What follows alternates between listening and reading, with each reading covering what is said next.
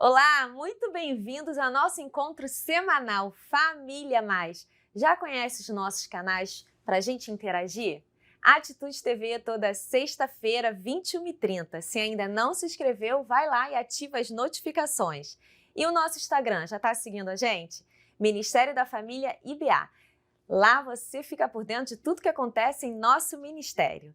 Hoje o programa Família Mais vai abordar um tema muito importante. Embora seja um tema muito triste, mas não poderíamos deixar de falar sobre ele, de trazer à tona informações verdadeiras para que você possa se posicionar sobre esse assunto, seja em família, no trabalho ou na igreja.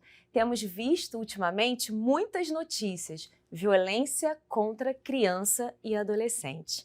Minha convidada é advogada militante nas áreas de família, direito da criança, do adolescente e idoso, doutora Viviane Duarte Niso. Seja muito bem-vinda ao Família Mais. Olá, Obrigada Érica. pela sua presença, doutora.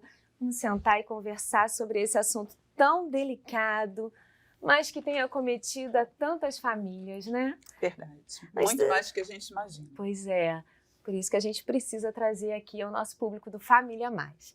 Mas antes disso, gostaria que a senhora falasse um pouquinho sobre a sua experiência, né? O que a senhora faz, que seu currículo é vasto, tem muita experiência. Fala pra gente hoje onde a senhora está atuando. Eu hoje estou vinculada ao NACA. O NACA é o Núcleo de Atenção à Criança e ao Adolescente Vítimas de Violência Doméstica. É um projeto entre o governo do estado, através da FIA, Fundação para a Infância e Adolescência, e a UERJ. Nesse núcleo, nós temos 15 núcleos espalhados por todo o estado do Rio de Janeiro. Eu atuo na coordenação técnica do jurídico, e são núcleos justamente que recebem dos órgãos do sistema de garantia, que são conselhos tutelares, a própria Justiça, a Defensoria Pública, o Ministério Público, CREAS e CRAS, recebem ofícios informando sobre situações que já foram apuradas, delegacias também, situações que envolvam crianças e adolescentes vítimas de violência doméstica. Entendi. E como a gente protege as crianças e os adolescentes diante, né, dessa violência toda, doutora? Com conversa. Conversa. A proteção acontece em casa, uma conversa clara, uma educação amorosa, uma educação que nivela ao ponto da criança que ela possa entender que ela também é um sujeito de direitos, não um pequeno ditador, né? Porque nós também temos essa outra realidade. Cuidado com os extremos, né? Exatamente. E onde a família não terceiriza esse processo educativo.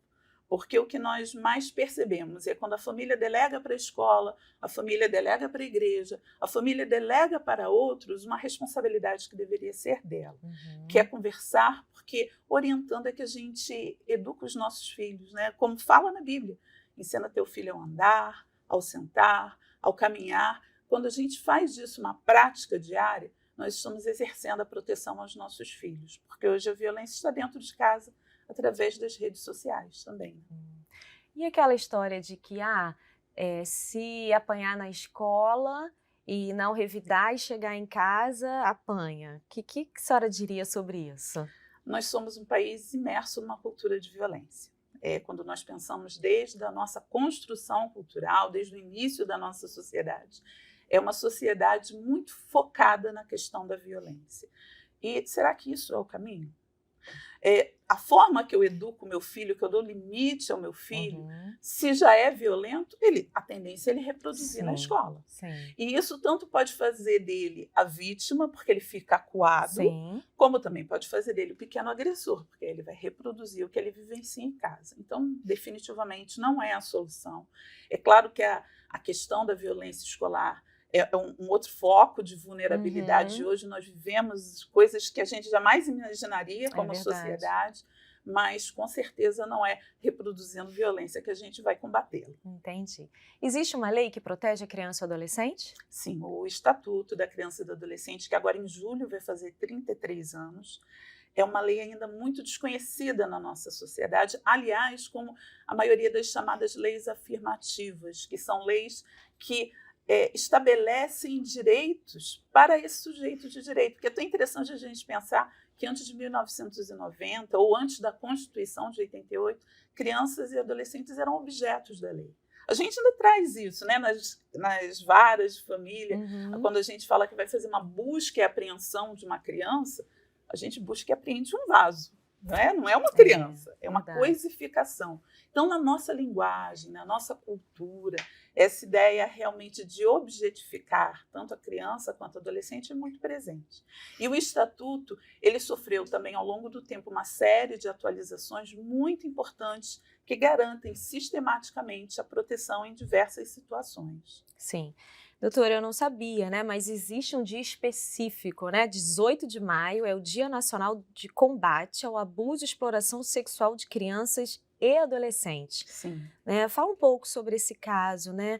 Araceli, é isso? Araceli. E por que foi um caso tão emblemático? Né? Infelizmente, a história do direito da criança e do adolescente é uma história de sangue. Quase todas as nossas leis, quase todos os nossos momentos históricos são marcados por sangue de crianças e adolescentes. Araceli foi uma criança de 8 anos que, em 1973, ela foi sequestrada por pessoas conhecidas da família, ela foi abusada sexualmente e ela foi barbaramente morta e depois ainda foi degradado o corpo dela, né? Jogaram substâncias para que ela não fosse encontrada. Foi um fato muito marcante. Lamentavelmente, até hoje, os responsáveis não foram presos, eles foram julgados. Isso foi em 1973, nós estávamos no período da ditadura militar. Eram pessoas influentes. Eles foram condenados em primeira instância, mas em segunda instância eles estão libertos até hoje. Foram absolvidos. Então, é um caso tão emblemático. A questão, são tantas as Aracelis ao longo do tempo, né, de crianças que são exploradas, que no caso da Araceli foi um abuso sexual. Hoje nós chamaríamos, se fôssemos conceituar, seria um abuso sexual extrafamiliar, não foram pessoas da família, mas a pandemia trouxe à tona tantas outras Aracelis. Então, hoje estamos gravando, né, nesse emblemático dia 18 de maio, é um dia não é de comemorar, mas é um dia de trazer à memória a Araceli e o quanto é importante nós combatermos, porque nós vivemos numa sociedade litorânea, né? O Brasil é um país litorâneo. E isso nos caracteriza também como um país muito aberto à questão da exploração comercial de crianças e adolescentes, porque crianças e adolescentes não se prostituem, eles são vítimas de uma exploração comercial. E no caso do NACA, em específico, o nosso trabalho é contra o abuso sexual doméstico intrafamiliar, que também são números alarmantes e que a pandemia trouxe à tona o quanto nossas crianças ainda estão vulneráveis, até mesmo no espaço doméstico, de todas as pessoas da sociedade. Né? Aumentou depois da pandemia? Sim, porque primeiro nas estatísticas, houve um decréscimo, porque a escola, a despeito de toda essa questão de violência escolar que temos vivido, é um espaço onde a criança tem voz.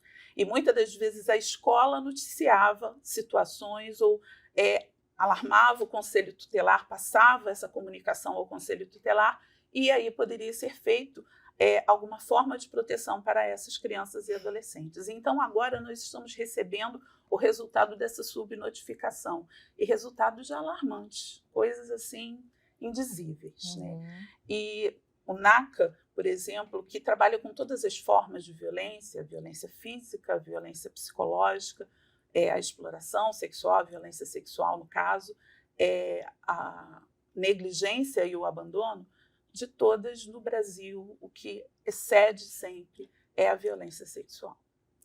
A senhora trouxe uma estatística, né? Enquanto a gente estava conversando nos bastidores. Qual é a estatística hoje do Brasil? O Brasil ocupa o 5º lugar no mundo de uma sociedade que abusa sexualmente das suas crianças nesse espaço doméstico e intrafamiliar. Deixa eu só esclarecer um pouco porque parece redundante. Porque o espaço doméstico são todas as pessoas que circulam nesse ambiente que a gente chama casa. Tá. Então, de repente, aquele primo que veio passar as férias, ele não reside ali, mas ele transita. Entendi. O namorado da irmã mais velha, o namorado da mãe pode nem mesmo morar, mas ele transita nesse espaço. Sim. A pessoa que está fazendo uma reforma e não são também marginais esses casos, né? E que, de repente, os operários que ficam transitando durante aquele tempo, se for uma reforma grande, isso também ele vai estar ali no espaço doméstico.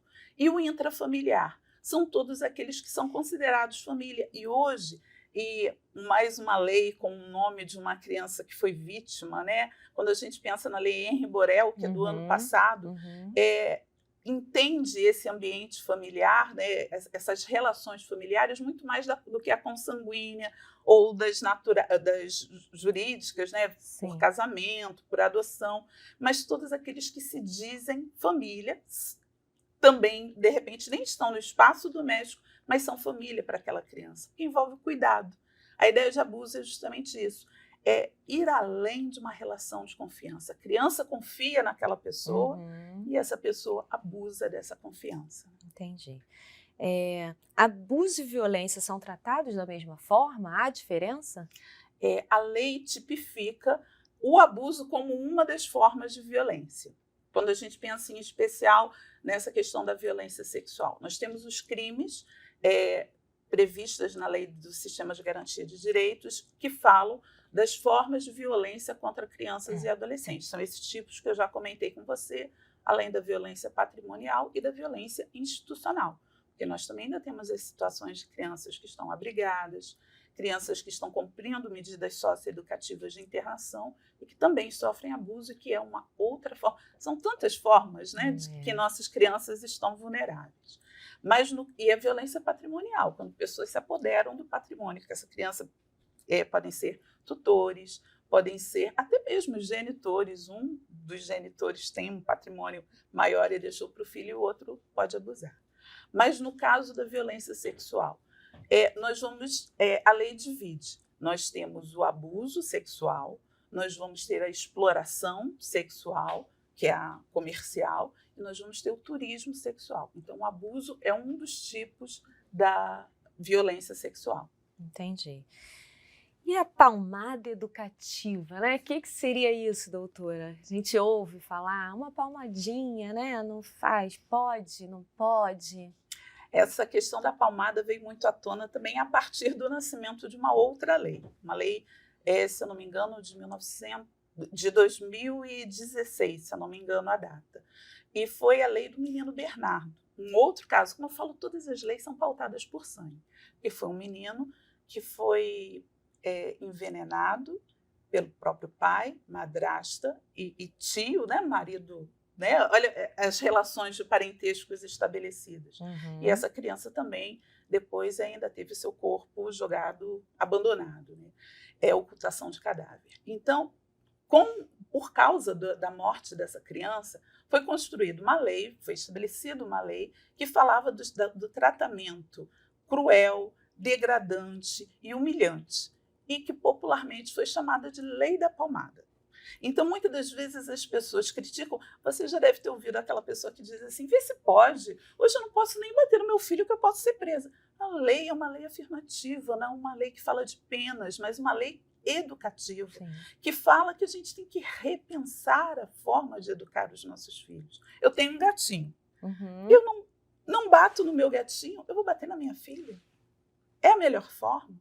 Todos nós ficamos chocados com aquela imagem de uma mulher chicoteando o rapaz que era o entregador.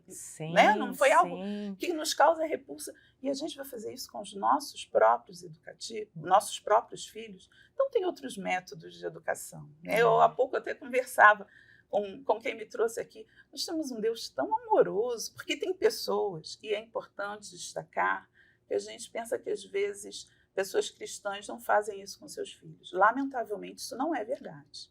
E tem pessoas que ainda buscam arcabouço bíblico. Castiga teu filho. E a varinha? Não retém a vara da educação do seu filho. Olha, o pastor Israel Belo de Carvalho tem um texto maravilhoso discutindo a famosa lei da palmada, que é a lei Bernardo, né, menino Bernardo. E ele comenta, o bom senso faria toda a diferença. Bom seria não precisar de uma lei que fala que meu filho tem que ser educado com amor. O bom senso faria toda a diferença. Isso eu acho que fica a critério de cada pai, mas que fique claro, não existe nenhum castigo penal para os pais, uma sanção penal para os pais que batem, mas é o melhor caminho? O que a senhora diria para quem está em casa assistindo a gente, né, e falando, essa não é a minha realidade, não é tão fácil assim? O que a senhora diria para essas famílias, para esses pais? Todos os nossos filhos estão vulneráveis. Antigamente, nossos filhos em casa, nós pensávamos, eles estão protegidos. Mas qual dos nossos filhos não acessa a internet hoje? E, de repente, é uma pessoa que se passa por uma criança e está fazendo um convite. São pessoas que seu filho interagem através de games e você nem sabe. E o que você pensa que, de repente, é proteção e que nunca vai acontecer com seu filho, pode acontecer. Lamentavelmente, pode acontecer. Nós atendemos todas as camadas sociais, porque as camadas populares são mais vulneráveis, né? São mais acessíveis. Mas, aliás, Araceli, Menino Bernardo, Henri Borel e tantos outros casos mostram para a gente que todas as camadas sociais, todos os credos, lamentavelmente abusam dos seus filhos. Aliás, a Bíblia é clara nisso, né? Ela nos mostra a filha do rei Davi sendo violentada pelo próprio irmão. Então, se no palácio do rei Davi isso pode acontecer, infelizmente a nossa casa não é o espaço mais protegido. E nós temos que estar muito atentos com as redes sociais. São maravilhosas. Fazem parte desse processo educativo quando bem usadas. Mas pode ser o caminho onde a violência pode acontecer. Sim. Falando ainda em violência, doutora, o que seria a violência psicológica? Bom, nós também temos uma construção cultural onde a violência psicológica é muito presente. Essa semana foi uma semana de capacitação da equipe dos NACAs e eu conversando com uma outra técnica, ela contava de um paciente, ela também psicóloga, como você, e que a criança falava que não queria fazer exame de sangue, ele se recusava a fazer exame de sangue. E ela, querendo saber o porquê, não tinha nenhuma questão de ordem religiosa, ele falou, porque a minha avó sempre diz que eu puxei o sangue ruim do meu pai. Então, para que eu vou fazer exame de sangue se eu sei que o meu sangue é ruim? Então, nós adultos esquecemos do poder de influência que nossas palavras têm sobre nossos filhos, netos e todas as crianças ao nosso derredor. Então, de repente, a violência psicológica está nisso, de humilhar, desmoralizar, desqualificar, trazer para essa criança, construir nessa criança uma imagem negativa a respeito de si ou de algum familiar. Nessa questão também pode ser desqualificar membros da família, como nesse exemplo do sangue ruim do seu pai. Então, palavras, às vezes, podem causar mais dores e mais hematomas do que violência física.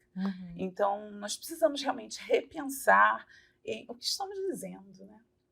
A palavra é tão poderosa. Verdade. E ter responsabilidade sobre o que diz, né? Sem sombra de dúvida. Eu acho que falta um pouco disso, né? Às vezes a gente está na emoção ali negativa, florada, né? Eu costumo falar assim, como é que um adulto às vezes se permite ou não tem a consciência ou a capacidade de entender que ali é uma criança e você se troca às vezes de lugar ali. Não, eu perdi, né? Eu perdi o limite, eu perdi a consciência. Eu fico me perguntando, como que um adulto fala isso diante de uma criança?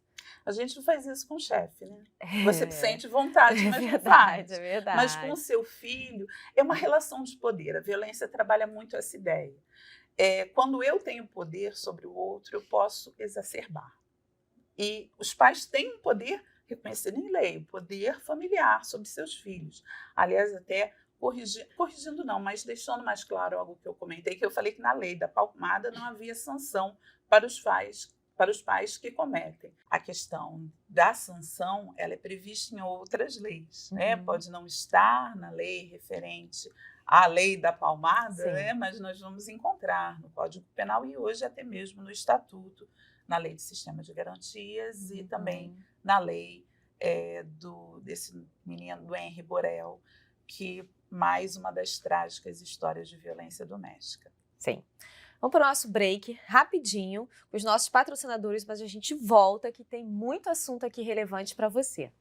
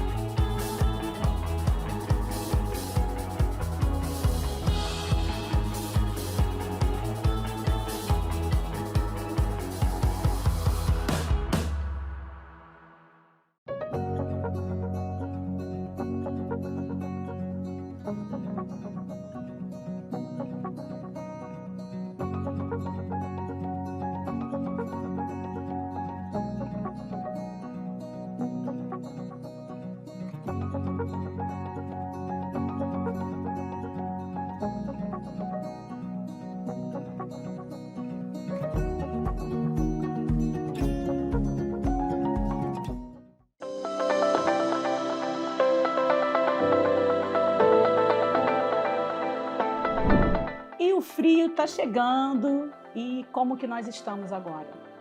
As ites, sinusite, rinite, faringite, tudo atacando e todo mundo aí doente.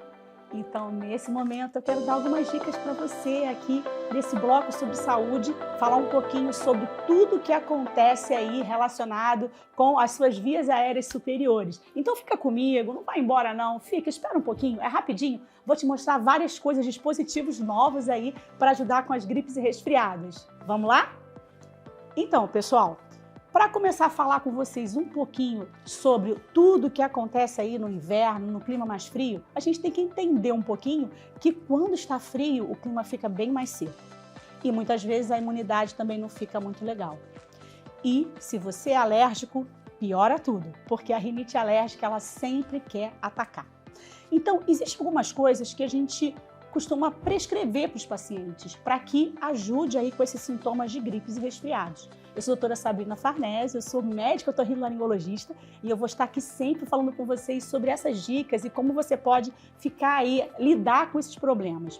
Eu trouxe alguns dispositivos que são bem interessantes para poder lavar o nariz. E você sabia que dá para lavar o nariz?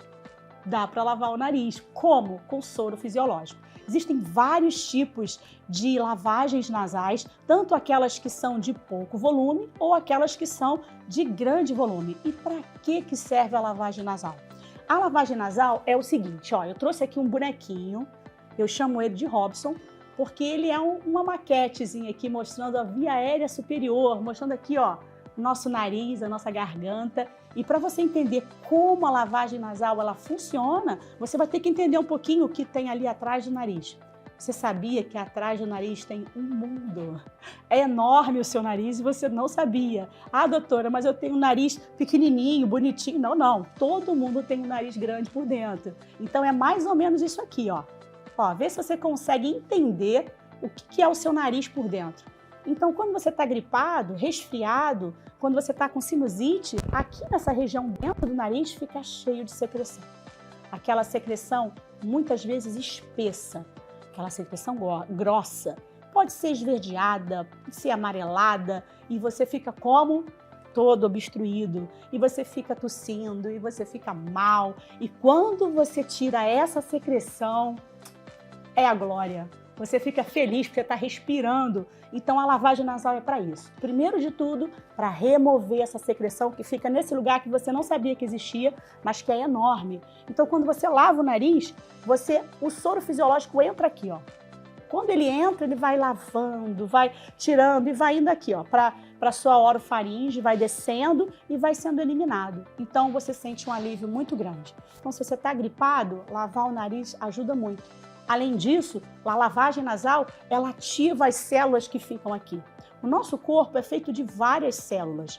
E aqui existem células chamadas respiratórias. São aquelas células que você respira. Essas células, elas têm uns pelinhos, que a gente chama de cílios. E esses cílios, eles são muito importantes, porque eles ajudam a liberar essa secreção, tirar a secreção. Mas quando você está com crise de rinite, quando você está gripado, resfriado, esses cílios eles ficam meio mortinhos, meio doentinhos. E o que a lavagem nasal faz? Ela reaviva esses cílios. Eles começam a funcionar melhor e conseguem expulsar todo o catarro, toda aquela secreção que faz tanto mal. Então a lavagem nasal ela ajuda as células do nariz e é importante para que você possa respirar melhor e diminuir até a tosse. Tem gente que chega no consultório e fala, doutor, eu quero um xarope para tosse. Xarope para tosse é tudo que eu preciso. E por incrível que pareça, não é. A lavagem nasal é melhor que o xarope para tosse. Escute isso de quem sabe o que está falando. Porque a lavagem nasal tira a secreção que vem aqui para baixo e causa tosse.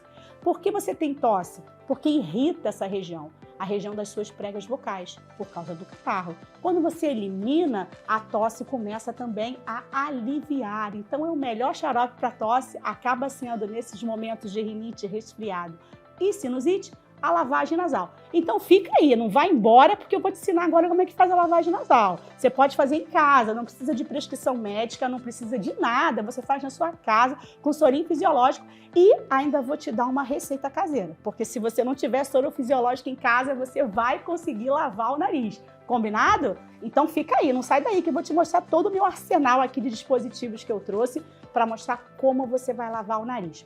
Então vamos lá, vamos começar. Vou deixar o Robson aqui um pouquinho, né? E a gente vai começar como vamos lavar o nariz. Primeiro de tudo, quando você vai lavar o nariz, você precisa escolher um bom dispositivo, aquele que mais seja adequado para o seu nariz. Então assim, os dispositivos a gente tem lavagem de pequeno volume. A lavagem de pequeno volume é aquela que você faz lá com aquelas jatos que você compra na farmácia, soro fisiológico em jato, tem várias marcas. Você pode comprar, falar, eu quero um soro fisiológico em jato para limpar o meu nariz. Você pode limpar com esses, mas o que eu falei para vocês? Que a secreção, quando é espessa, difícil com jatinho ela sair. Lembra que eu disse que o nariz era enorme por dentro? Você coloca um jatinho muito fraquinho, a secreção vai ficar aqui, ela continua. Então é mais para irrigar, não para remover a secreção. Agora, uma lavagem de médio, alto volume, essa ajuda você com esse catarro mais espesso, com a secreção mais espessa. Então, o que você faz? Vamos lá. Eu tenho aqui 3 coisas. Olha, eu trouxe para vocês uma seringa, trouxe uma lota. Não sei se vocês já ouviram falar. É uma chaleirinha. Tem de várias marcas e você pode procurar aí pela internet. E temos uma garrafinha com o biquinho arredondado para fazer a lavagem nasal. Então, nesses 3 dispositivos, você vai colocar o soro fisiológico. Então, você pode comprar o 0,9% na farmácia ou você pode também fazer com água filtrada na sua casa. Então, você vai pegar água filtrada, 1 litro de água filtrada, morninha, nada muito frio, vai colocar aí uma colher de bicarbonato pequenininha e 2 colherzinhas de cafezinho. Essas de cafezinho de sal, tá? Sabe aquela colherzinha pequenininha? A colherzinha de cafezinho? Essa você vai encher de sal. E essa mesma colherzinha, uma colherzinha de bicarbonato. Vai ficar a receitinha para vocês aqui na tela, tá bom? Sobre essa lavagem nasal caseira. Vai estar essa receita para você fazer em casa, quando você não tem o soro fisiológico. Então, aqui, nesses dispositivos, você vai colocar o soro. Lembra disso, não pode ser frio, não pode ser gelado. Senão você vai lavar o nariz, vai levar um susto. Seu corpo está todo quentinho, está no inverno e você vai lavar o nariz e vai ficar mais irritado ainda o seu nariz. Então não pode. Dá uma mornadinha numa temperatura mais ambiente para que você consiga aí, lavar o nariz sem nenhum susto. Esses dispositivos, esse aqui é muito fácil, porque esse aqui você compra, né? É mais barato, que é a seringa. Você vai abrir, né? E aqui você vai puxar o soro fisiológico. Então, assim, aqui ele faz assim, ó. Você vai lá no soro, são 20 ml de soro, você vai encher e vai colocar para lavar o seu nariz. Lembra que a diferença desse dispositivo para esse dispositivo está muito desse bico, né? Esse arredondado, não machuca o nariz, é mais fácil a introdução. Esse aqui não. Esse aqui é mais pontudo, não é feito para isso, então é diferente. Mas claro que numa emergência você pode usar a seringa. Então aqui, com a seringa, o mecanismo é o mesmo. Você vai lavar o nariz, você vai ficar assim, ó. Cabeça para frente, assim, para frente, nada de lá para trás, tá, gente? Nada de lavar o nariz assim, cabeça para frente, e você vai abrir a sua boca, ó. Aí você vai vir com a seringa ou com o dispositivo e vai colocar aqui na entrada do nariz. Vou fazer com a garrafa porque ela tem um biquinho melhor e é melhor para a gente poder ensinar para vocês. Vai colocar aqui, ó, o nariz aqui, fechou bonitinho, cabeça para frente, abre a boca e você vai apertar. E o soro vai sair. Pode sair por esse lado da narina ou pode sair lá na garganta, não tem problema. Aqui, quando você aperta, o soro vai sair, tá? Essa aqui vai sair muito soro. Então, essa aqui é uma lavagem de alto volume. Aqui na seringa, você vai dosar o quanto você vai apertando aos pouquinhos. Esse aqui vai sair um volume maior. Lembra que, se fizer com muita força, vai doer o ouvido. Então, não pode fazer com muita força. Tem que ser devagarzinho, tá? Devagarzinho, você vai botar ali, ó. E vai, ó, daqui. Aí agora, pro outro lado, ó. Mesma coisa, ó. Colocar dentro do nariz e fazer. Aí vai sair aquele monte de soro pelo nariz, pela boca. Você vai eliminar aquela secreção que saiu toda, vai engolir, né? E vai começar de novo. Lembra que aqui vem 240 ml que você faria, tá? Então, essa quantidade aqui, 240 ml, tem algumas farmácias que vendem os envelopes, que você pode colocar aqui dentro, só bota água e já é a quantidade certa. Então, você vai fazer, mais ou menos, pode fazer aqui uns 60 ml em cada narina, já está excelente para te ajudar aí com a gripe. Quando você está gripado, é legal fazer pelo menos 2 vezes ao dia. Ah, doutora, mas me disseram que eu tenho que fazer de 2 em 2 horas. Mas é uma quantidade de soro muito grande. Então, 2 vezes é suficiente, eu acredito, para que você fique melhor desses sintomas. Então, de manhã, antes de ir para o trabalho, você já pode fazer. E quando você chegar e for dormir. Tá bom, pessoal? Essa aqui é a lota. Essa é a lota. É uma chaleirinha. Você pode achar essa chaleirinha em vários lugares na internet. Tem tanto de cerâmica quanto tem essa plástica que eu gosto bastante. Tem um biquinho bem arredondado. E você faz a mesma coisa da garrafa. Só que essa daqui é para aquela pessoa que tem um nariz sensível. Ai, doutor, esse aqui me assusta. Eu fui lavar o nariz, eu me afoguei, não gostei. Essa é para você. Por quê? Porque ela usa a ação da gravidade. Você coloca no nariz, ó, desse jeito. E ali, ó, o soro vai caindo pela ação da gravidade do outro lado da sua narina. Vai passar um videozinho para você também ensinando eu fazendo essa lavagem no meu nariz aqui para você ver como é mais ou menos essa lavagem, tá bom, pessoal? Espero que vocês tenham curtido esses momentos de saúde, essas dicas. Eu vou estar sempre aqui dando dicas espetaculares para você sobre sua saúde. E se você tem algum tema específico que você gostaria que eu viesse a falar um pouquinho, você vai correr lá no Instagram do Ministério da Família IBA e vai colocar lá a sua sugestão. Olha, eu quero que a doutora Sabrina fale sobre isso. E eu vou estar sempre aqui rapidinho dando essas dicas para vocês, tá bom? Um beijo!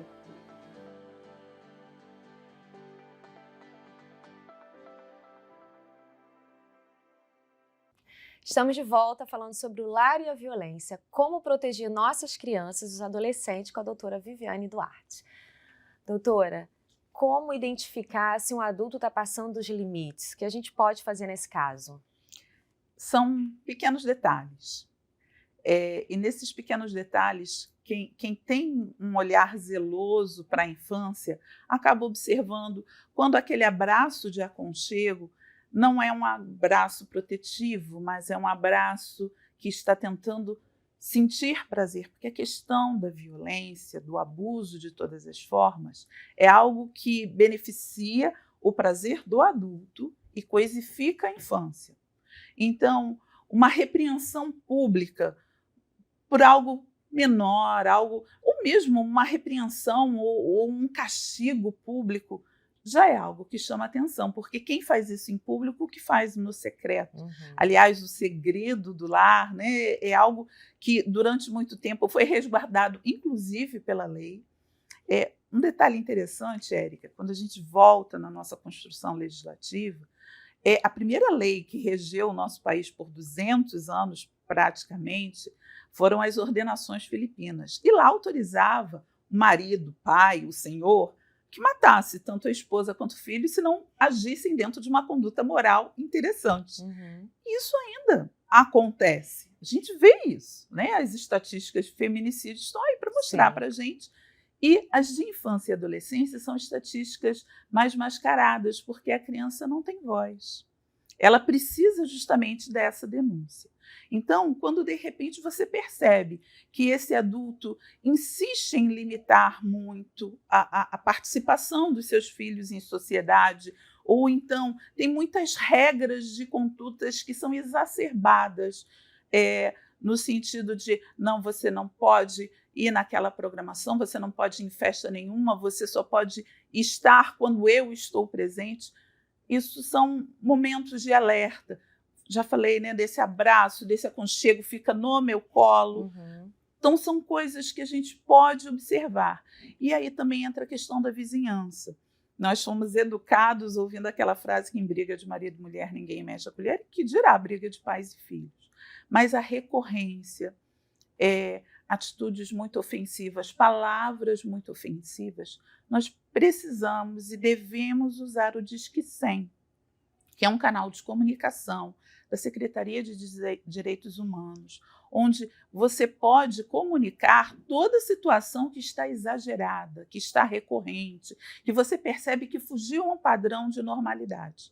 É claro que essa comunicação ela vai precisar de informações referentes ao fato, né, em termos de endereços, para que se possa, de fato, ter alguma ação de proteção, e a pessoa pode ficar no anonimato, ela pode dizer se quer. Né? Pode fazer uma denúncia anônima. Pode, olha, pode aqui, sim. Meus vizinhos, eu ouço constantemente brigas, agressões, e aí tudo bem, né? Pode... Resguarda Sim. o comunicante, mas ele assume um dever constitucional de proteção à infância e adolescência. E no caso, a escola, os professores, como que os professores podem ajudar a se identificar ali abuso? O Estatuto da Criança e do Adolescente, para os professores e profissionais de saúde, professores, todas as pessoas da educação e profissionais da área da saúde também, lato sensu, eles têm um dever estabelecido no próprio Estatuto da Criança e do Adolescente, de comunicar não apenas a certeza, mas a suspeita. Porque quem tem essa convivência diária, ou então essa convivência mais minuciosa como profissional da saúde, ele pode ficar na dúvida. E dúvidas acontecem, mas a suspeita já é dever que ele comunique ao conselho tutelar, que ele comunique se é uma situação mais grave e relevante à própria delegacia, e as escolas, os profissionais da área de saúde já têm mecanismos para isso. O que falta, às vezes, é o comprometimento, a responsabilidade social. Entendi. Vamos falar sobre a questão de abuso sexual, né? Adolescentes, aquela fase de namoro, namoradinho, não é não? Relacionamentos abusivos, não é não. A gente não pode fugir do aspecto cultural, né? E isso nós, mães, né, temos que ter essa preocupação, mães de meninas, de falar, você precisa se posicionar, não é não. E mães de meninos precisam ensinar a respeitar. Quando uma mulher diz não, é não. A continuidade já é considerado como uma relação abusiva e já pode ter as sanções previstas em lei. Então, hoje nós vemos adolescentes tão permissivas, tão dependentes afetivamente, que admitem que seus namorados lhe agridam fisicamente, lhe ofendam emocionalmente. Isso não é um bom relacionamento. E a gente volta a como vencer isso, com conversa. E sabe um ponto, Érica, que as pessoas às vezes confundem? A questão da educação sexual. Educação sexual não é ensinar nossos filhos a se relacionarem sexualmente, mas a respeitar seu corpo. Falar que seu corpo é o bem que vai lhe acompanhar ao longo de toda a sua vida. Se você não respeita o seu corpo, quem vai respeitar? Verdade. Desde pequenininhos a gente fala, você já reparou que quando a gente vai na praia, tem partes que ficam protegidas, a gente se despe, mas tem partes que ficam protegidas. É porque nessas partes ninguém pode mexer, só a mamãe, o papai, o médico, quando autorizado. Né? Então, desde cedo, eu acredito que hoje esses relacionamentos entre jovens bem novinhos, adolescentes, se tornam abusivos, porque faltou lá atrás falar que não é não. É verdade. E a gente faz isso quando a gente também diz não, não mexe, não mexe. Se você não me obedecer, você não vai na festa, e depois amolece e deixa aí. Não é bem mais educativo do que uma palmada? É verdade. Né? É até uma questão de ensinar mesmo, né? Orientar. Né? Que aí não fica uma forma tão pesada ou tão desorientada. Né? Às vezes, realmente, há uma falta de informação, de diálogo. Né? Nós permitimos que o tempo fosse consumido com outras coisas e responsabilidades. Eu acredito que a pandemia nos ensinou muita coisa, mas também nos roubou muito, porque nós aprendemos a trabalhar no celular. Nós fomos obrigados. E a gente, às vezes, esquece de dizer não para a gente também. Chegou de trabalho. Eu chego em casa... Os limites. O meu celular não toca. Ele não tem som, porque eu cheguei em casa. Entendi. Eu até dou uma olhada, porque... Imagina, na coordenação, ajudar na coordenação de quinzenacas com um tema tão delicado como esse, tem coisas que acontecem fora do horário programado. Imagino. Mas ali é o tempo que eu tenho para minha filha. Imagino, né? Se Se também a senhora não der um limite, não consegue, né, deixar o trabalho. Olha o burnout também tomando conta da gente. É verdade. Doutora, e o que a lei diz sobre sexo, idade e estupro? Sim, o Código Penal foi modificado em 2009 e estabeleceu muito claro a questão da vulnerabilidade. Então, hoje, toda pessoa abaixo de 14 anos, não existe a ideia de sexo consentido antes dos 14 anos. A lei é geral, a lei é ampla e situações específicas têm que ser observadas. Mas relação sexual com alguém menor de 14 anos é entendido como estupro. O olhar legal estabelece isso. É claro que, ao apurar, no inquérito, no próprio processo, né, e principalmente nessa relação de abuso, às vezes a diferença de idade pode ser através de uma coação, uma sedução a princípio, mas tem que pensar no desenvolvimento cognitivo daquela pessoa. Então, com 14 anos, é alguém ainda tão, né, levado ao vento, que precisa de proteção. Então, a lei é muito incisiva. E tem outras situações que tratam da vulnerabilidade, quando tem algum comprometimento cognitivo e outras situações.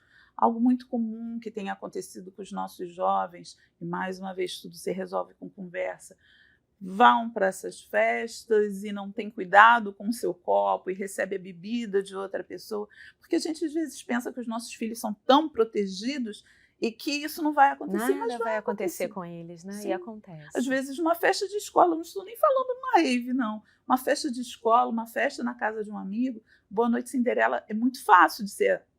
O câmbio negro, mais uma vez, as redes sociais nos permitem acessar isso delivery, recebe em casa. E aí, olha a vulnerabilidade dos nossos filhos diante de situações impensáveis, né? Doutora, e aqueles pais, né, que se separam e abandonam seus filhos? Qual o direito da criança? A criança, ela pode pedir ajuda? Sim. E aí, Érica, nós também entramos num outro processo de reconstrução da nossa sociedade. A criança pode e deve pedir ajuda. Todos esses órgãos que eu no começo falei, que compõem o sistema de garantia, precisam dar ouvido à voz da criança. Mas será que todos os profissionais estão sensibilizados e humanizados ao pedido de socorro da criança? Então, numa situação de abandono, né, e que lamentavelmente é muito comum, a lei ela não legisla o amor, o cuidado. Ela vai estabelecer parâmetros de proteção dentro daquele poder-dever de pai e mãe, de sustento, educação dos filhos. Então, hoje não são poucas ações que nós vemos nas várias famílias de dano moral por abandono afetivo, porque a lei também tem que acompanhar a essas relações afetivas que estão sendo estabelecidas hoje ou que não foram construídas de forma correta. Então, é uma possibilidade, mas ainda é um movimento novo, né?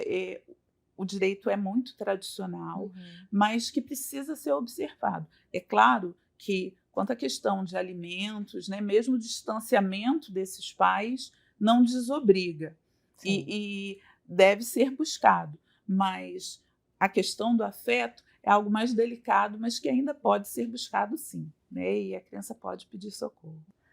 Doutora, mas assim, o que de fato a criança pode fazer para pedir ajuda? Ela pode utilizar o próprio Disque 100, porque todas as comunicações recebidas, elas são feitas uma triagem, são encaminhadas. É importante falar que o Disque 100, ele é um canal que pode ser utilizado do Oiapoque ao Chuí, ele é para todo o Brasil, ele funciona 24 horas. E essas ligações vão ser encaminhadas para os órgãos que podem prestar esse socorro, inclusive avaliando a questão da gravidade. Então, são situações que vão ser repassadas para os órgãos de proteção, referente à infância e adolescência, como eu já falei, esses órgãos do sistema de garantia. Então, eu preciso deslocar uma delegacia mais próxima da residência da criança, onde o fato está acontecendo.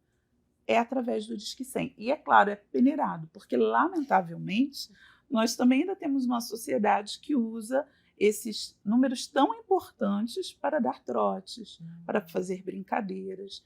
Então, tiram muitas das vezes a atenção de situações sérias, reais, urgentes, mas o Disque 100 é um canal acessível para toda a população, as ligações são gratuitas, então tudo isso facilita e a própria criança tem voz. Sim, sim. Doutora, de quem é a responsabilidade de proteger as nossas crianças? De todos. É uma das transformações que eu acho mais linda da nossa Constituição de 1988, é o artigo 227.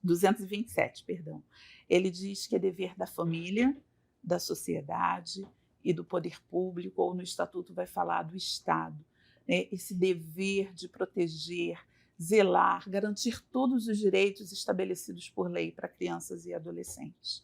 Então, eu não posso me excusar dizendo eu sou só um vizinho, eu sou só o professor. Não, eu sou um guardião, um responsável pela proteção. Não é com os meus filhos, eu não me envolvo, isso não me diz respeito. Eu não posso. Não existe não isso. Existe isso. Você está num ambiente, você está na igreja, você percebe algo estranho, você é responsável pela proteção daquela criança, daquele adolescente. Nós temos casos que foram públicos e notórios, como nós vemos que a responsabilização é chamada de todas as pessoas que de repente não ouviram a voz da criança. E eu acho que a partir dessa legislação, da Constituição, do Estatuto e todas as leis que vieram, a voz das crianças passaram a ser ouvidas através dessas pessoas responsáveis. Então eu, você, todos somos responsáveis por essa proteção. E quem se omite é conivente? É conivente.